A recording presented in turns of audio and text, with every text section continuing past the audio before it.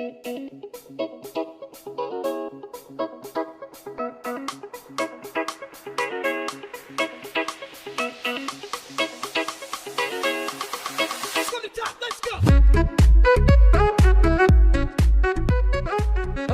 everybody. Welcome back to another episode of the Sesh. I am your host, Raveheart. Here, as always, my best friend, my partner in crime, my co-host, Taylor Surreal. How's it going, man? I'm doing all right. Today's a little warmer than the last time I saw you. Dude, do not even get me started on that shit. Like, we got that Ohio swamp heat going on right now, and I'm not built for this shit. Oh, so you guys get a little bit of that too. It's like Baltimore. Dude, I don't know. We get humid. We get the coldest of the cold during the winter, and the hottest of the hot during the summer. The sheer fluctuation is staggering. I don't understand how I've lived here my entire life and seem to want to continue. Scientists don't even know. Yeah. I don't get it. But yeah, we are here to preview the Austrian Grand Prix, which there have to be other racetracks in Austria, right? You would think you would think there'd be a slightly, they've held the Austrian Grand Prix before the Red Bull Ring existed. So look, I'm not saying that the Red Bull Ring is a bad track, but I'm just saying the DRS train from last week was considerable. Yeah. And if I'm being entirely honest, the climate of Spielberg, Austria, is not to my liking, and I would prefer a place with, I don't know, maybe a little bit more regular rainfall. Let's just call it that. I'm still a bit salty about the fact that we didn't get rain for the Styrian Grand Prix. As was I. I was kind of hoping on rain. I wanted to see chaos. I wanted to see a lot of money lost. I wanted to see drama. Well, however, I mean, Charles Leclerc, he managed to sow some chaos without needing any rain, so a little bit of chaos, and it's maximized because it's your homie. But yeah. I would have. I mean, him climbing all those ranks in the back. I need a little more oomph. I need a little more mustard on a hot dog than that for a race. You know what I mean? That's just. It was a boring race. Yep. It was. Yeah, it was boring. Hopefully, we'll get a little bit. We'll get something different this time. I think so. Just like last week, we were at the Red Bull Ring in Spielberg, Austria. The track length is 2.7 miles. There are 3 DRS zones, which I think is one too many. We will be on this track for 71 laps. Again. Yep. Last year, 2020, the pole sitter was Valtteri Bottas, who also ended up finishing P1. P2 was the Roman Pierce of the F1 world. That's a Too Fast, Too Furious reference for those of you who are unaware. Charles Leclerc finished P2, and your boy Lando Norris finished P3. If only they could do that in an actual race. Yeah. Not qualifying. But all right, let's get on to the meat of the episode here. So we're getting some calendar changes. Turkey's back on. I think we need to watch out. Turkey may be the next Honda of the F1 world. They just start backing out for no fucking reason whenever they want. But now they're back. Yep. So they back out, then they come back in. We'll see how long. We'll see how long it sticks around this time. And this one I think is interesting.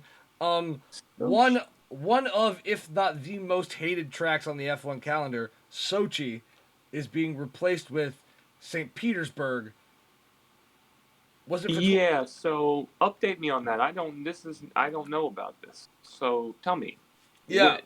what Um, the fuck is that about? as I understand it, the spectators don't like it, the drivers don't like it, and they're basically just like, all right, well, let's do a street course in St. Petersburg. They're like, we'll stay in Russia, but let's just pick a track that people at least more favorable, because it sounds like everybody was just like this. Yeah. And they're like, fine, we'll fucking move it. Which I understand why they probably wouldn't want to put a street circuit in Moscow, but there's that like ring road that runs right outside Red Square. I'm unfamiliar. So yeah, there's like a it's I think it's a highway, but or something like a beltway. Yeah, but there's a multi-lane road, big enough for wheel-to-wheel F1 car racing. That's out on the outer wall of the Kremlin between. But it's not a. Yeah, you're talking like a road, not a freeway. Yeah, it's like it's a road outside there. I think that like if you could find a way to make that the main straight, having, F1 cars flying past the, those whatever the ice cream cone looking things are at the Kremlin. Oh, that's what that is. That legendary architecture. Yeah, I know exactly what you're talking about. maybe they'll just drive fast enough. They'll dislodge Stalin from his resting place there in Red Square. Like, who knows? It could be interesting. But it's just like, I don't know. They've tried to make Moscow work before, but for many Cold War reasons, that was not possible. I think, who knows? Maybe St. Petersburg will be dope. I don't know. I feel like if there's a European country that you could probably skip, Russia would be one of them. Agreed.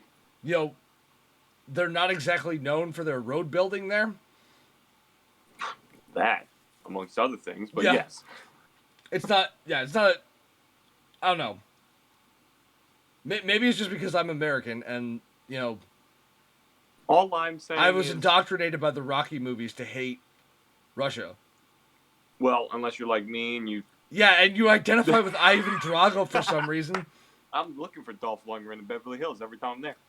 However, also... It's like you said Max Verstappen's your favorite driver. Like, at this point, like, the fact that you identify with Ivan Drago, it's like, if you become a Mazepin fan at some point, I'm coming to LA to stage an intervention. No, absolutely not. It comes to a point, though, when I have to ask the question, what is going on when they got to hold a race in Russia, no matter what, they have to do it, when they can't hold one in Long Beach?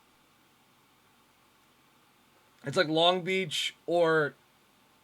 Let's think about this. Let's also talk about the fact that there's one continent missing on the F1 calendar. And that's Africa. It's not a world championship if you don't hit all the continents. I will hold true to that statement forever. Okay, I didn't think about that. There's plenty of space to build a racetrack. Do any racetracks exist? Yeah, Kailami. Kailami's the big... That's the one in... I'm not sure if it's Cape Town or Johannesburg, but... All I know is you're going to hold a race in a place where it's going to be cloud-covered and humdrum the whole time. And you don't want another place where you can have billionaires in yachts and people in high-rise hotels watching and another street circuit, which I know the drivers don't like the street circuits, but this one's pretty cool. Anyways, the vibrance of a South African crowd instead of a bunch of, guys in South Africa. I could see South Africa. Yeah, okay. But it's like, you think it's going to be gray and humdrum, whatever. Probably not. Sochi's on, or I don't know. Sochi isn't happening. We're talking St. Petersburg. Well, Sochi's still happening for a couple years, but Well, Same, okay, yeah. I don't know where my I'm not well read on my Russian geography. I don't really know where St. Petersburg is. But I don't know the geography either, but when was the last time you saw St. Petersburg in a movie or anything and it wasn't completely cloud covered?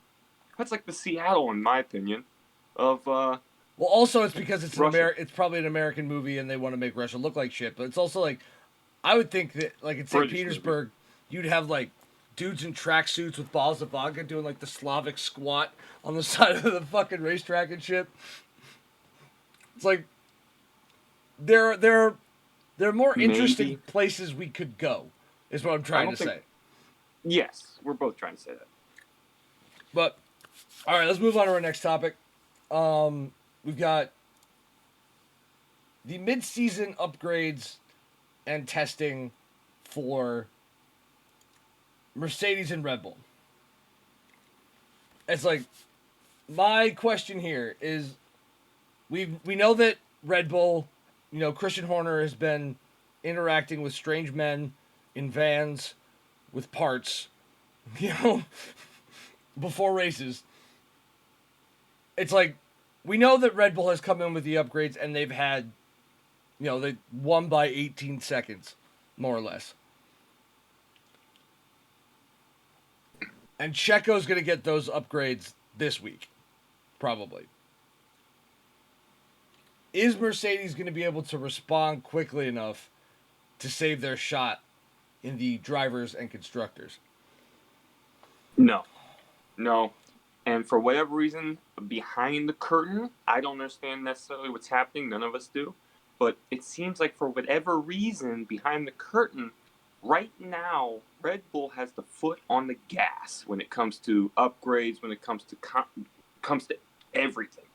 For whatever reason, it seems like Mercedes is kind of larfing around. They're this, there's that. There's no clear information. Whatever. There's no vans pulling up with parts. Yep. At this point, I don't know if it's part of the nerf or if they're looking to stick to their strategy all season, no matter what, and don't diverge no matter what kind of information comes out. Or if, and they're trying to save it for the 2022. Are they trying to save their budget for 2022, the new cars? It's hard to tell. Here's what I'm thinking. In one of the articles that I read running in the run up to this, they were talking about how, like, this is the point, like, there's a couple points in the season where the amount of wind tunnel testing that teams can do is going to be adjusted. And that this is one of those times where Mercedes is going to get more time. And I'm wondering if they were basically sitting on all of their changes to be like, okay, let's do what we can right now, just with what we've got and see what happens. But okay, they're at a decent deficit in the drivers and the constructors, but they're not. By no means are they out of reach. Now that they get a little bit more testing time, I wonder if the upgrades are going to come in and it's like Red Bull is at the end of the line where it's like, okay, we don't have the advantage in testing anymore. Let's push to get all these upgrades done. Whereas Mercedes has been working on things in secret behind the scenes and then just waiting to actually put them on the car until they actually have, testing time to really make it work. I mean, it's certainly possible. It's certainly possible.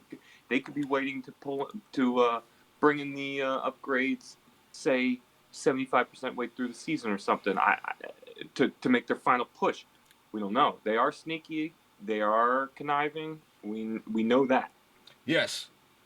And this is not on the outline. I'm just spitballing. I'm just winging it here. But speaking of the Germans, there's a F1 power unit meeting going on in Spielberg here a little bit. And Porsche and Audi are scheduled to attend. Now, yes. we have made no bones about it on this channel. We are a 9/11 channel. We are a We like 911s. We like the Porsches. And Yes. I'm an Audi fanboy till I die. You know, I will one day have my 9E11 and then my Audi RS6 wagon be my daily driver combo. But dude, could we see Porsche or Audi in F1 coming up? So what I'm thinking is not as a full team per se, maybe Audi before Porsche, but it might look like, and this is just me thinking out of my ass, I'm thinking Porsche or Audi, but mostly Porsche, might start supplying power units. How fucking weird would that be if they have an Audi factory team powered by a Porsche engine?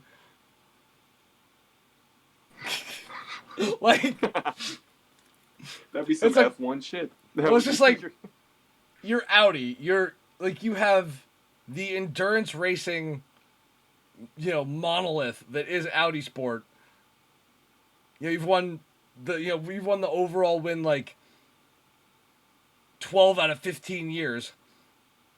But yet you're running Porsche engines in your F1. Like, and my whole thing is like, because Audi's in Formula E, but also so is, it's like, they're both in Formula E. It's like, I don't know. I'm as a fan of both brands, I'm excited to see what happens. But I will say it out loud right now. If Audi joins F1, I will lose my shit. Like, K-pop front row, like, K-pop stands front row at a BTS concert, lose my shit. Because, my Audi A6 Avant saved my life. I have been a diehard Audi fanboy ever since. But let's move on to our next topic. And that is this week's edition of Tire Talk. Yes, I'll eventually make like some animation for that shit, but yeah, so the expected pit strategies, they're all one-stoppers. It's basically the strategy one is to go for the softs off the start, pit around lap 20 to 30 in that window, and then switch to the mediums, run it to the end. And then it's basically just the opposite. Run the mediums till lap. God damn it. The Formula One website really needs to work on their, making their numbers more visible. But yeah, like, kind of like 35-ish laps, then switch over to the softs. Or what I'm going to call the Aston Martin strategy number 3, which is to run the softs at the beginning of the race, pit early, and then run the hards all the way to the end. That's the one I like.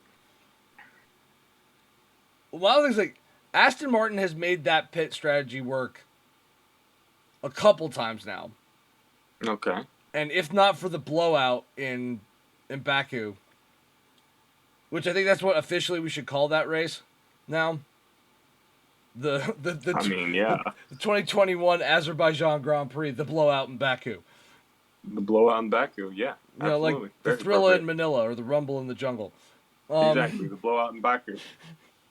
But so the compounds for this week, we have the hard C2, the medium C3, and the soft C4.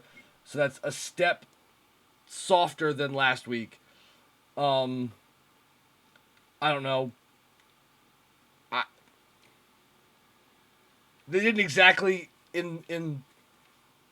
cue the look at this graph meme, but the F1 website really didn't say how many laps they expected those tires to last, but I don't know, like, this track doesn't seem particularly tough on the tires.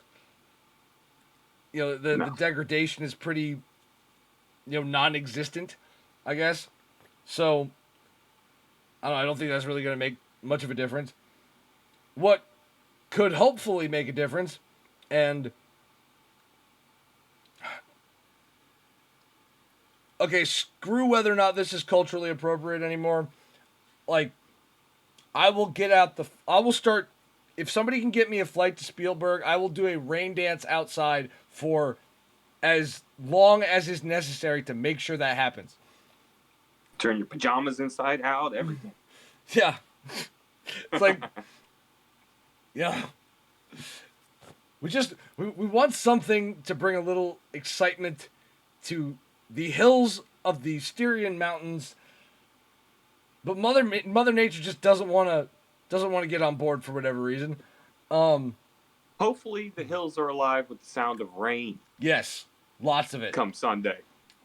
But it's yeah. I also want to point out, did not take me as long to figure out that it was going to be 75 degrees for this race. I bookmarked the F, like, there's two different articles. They have one that's in Celsius, and they have another one where the weather's in Fahrenheit. There's two different articles on the website. You just got to make sure you know which one to go to. It's like, that's the stupidest shit ever. Just put it in one measurement and the other, and let the reader find, or make like the conversion. Or like put a slash. Yeah. Fahrenheit and Celsius. Slash. Like, include both bits of information. That would be helpful. But Random two. So the forecast is going to be on Sunday is 75 degrees with a 70% chance of showers. Hopefully we can upgrade that to like full on fucking rain. But we'll see what happens.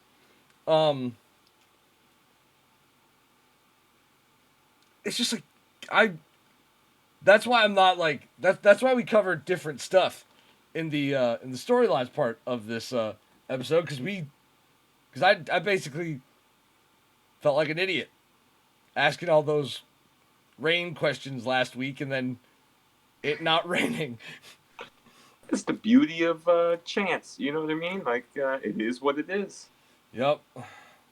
But all right, let's move on to this week's edition of the Sesh Predictors Championship. Uh-oh, here we go. To give you guys a little recap, I am currently sitting on a 41-2 lead. Let's see if Taylor can claw back some points this week. I'll let you go first this time, bud. Sure. So I'm thinking, again, see, I'm not a degenerate gambler, but I have that mindset. I don't actually do the gambling, but come time, I'm always batting for the fucking upper deck. You know what I mean? I want a home run big time. So, however, I'm going to be a little more conservative this time. Emphasis on little. Because I'm predicting rain again. I'm not going to hop off that train. I'm going Mad Max, first place. Okay. I'm going Hamilton second place. Leclerc in third. Charles and Leclerc. Fourth, I've got Bottas at fourth. Well, I mean, we're only counting the first three, but like, hey, if you want to, I have an extra prediction too. But all right, fastest lap. I guess we'll slap Bottas on fastest lap. And then what was the others that we were... Pole position. P1 through 3? You got P1 through 3, you got your fastest lap, and then who's gonna top the sheets in qualifying. You know what I think? See, this is the one that always tricks me out. So qualifying, it's weird because it's not the same conditions as race day. It's this is random. I really don't know. Let's put Bottas on pole. Let's put Lecluckles at P2. Let's put no. Hamilton at P3. Just that first one. Just the pole sitter. Oh, my bad. I'm doing extra credit over here. It's like the only time Taylor's done extra credit in his life. Lies. But all right.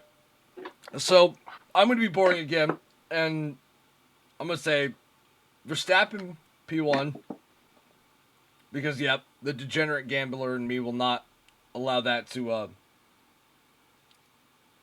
not allow that one to change. I'm rolling with it. Valtteri Bottas, P2.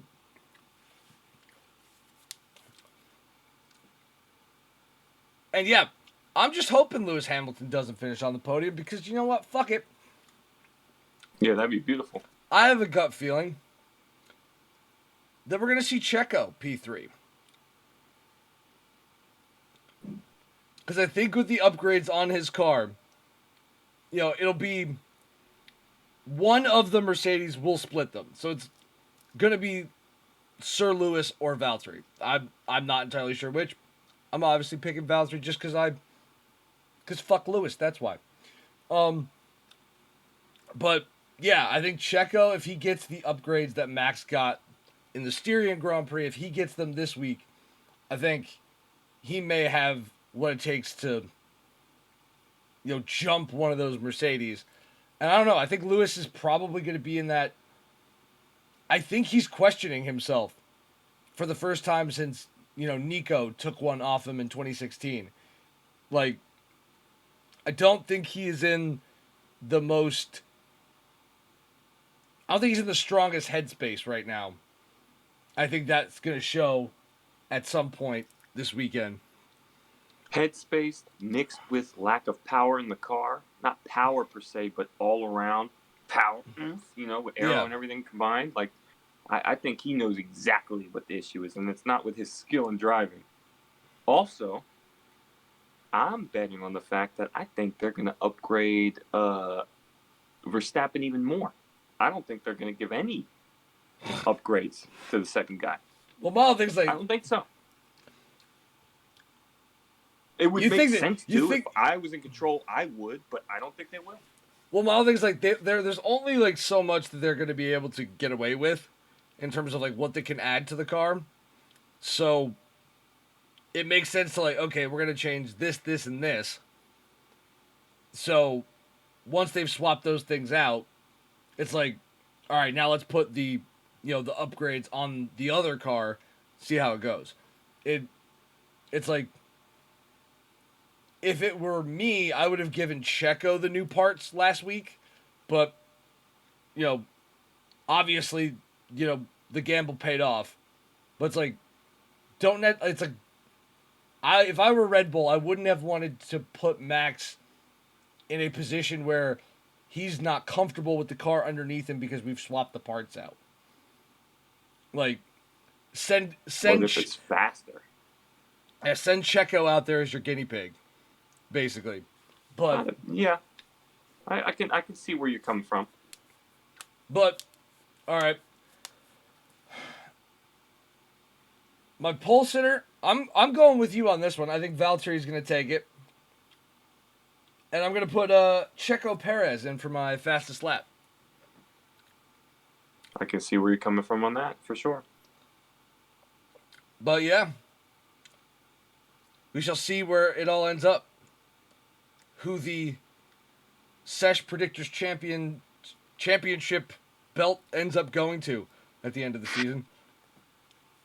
Yes, I'm committed to making that happen. That is not a joke. But thanks for watching, everybody. Remember to like, subscribe, spam your grandma, share it on MySpace, all that fun stuff. Yeah, we'll see you in the next one. Adios.